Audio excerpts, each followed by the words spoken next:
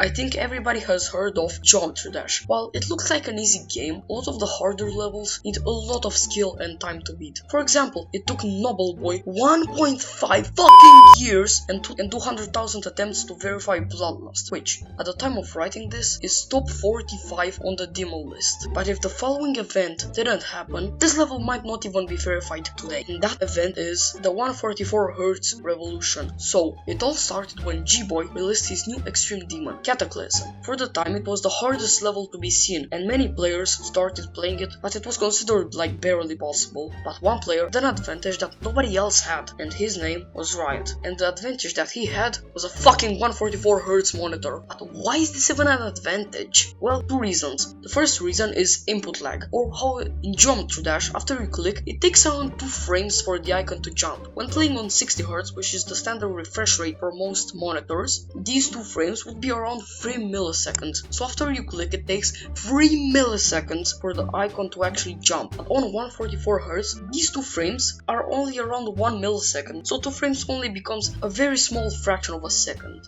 And on even higher refresh rates, let's say 360Hz, these 2 frames would only be half a millisecond. The second reason why 144Hz is a big advantage is specific to Geometry Dash. While you are in 144Hz, the game's physics change. This is because of a weird bug. I'll briefly explain the bug because it's extremely complicated and would be here all day if I tried to explain everything. How Geometry Dash stores the icon's horizontal and vertical position, something called a float. A float is a decimal number, but really floats are not accurate, and floats round up after they are calculated. This is the reason why 0.1 plus 0.2 equals 0.300000000000004, and the more calculations are made, the less accurate it gets. And on 144 FPS, the game performs position calculations 144 times a fucking second, rather than 60 times on 60 FPS. And on FPS is like 20,000, the game just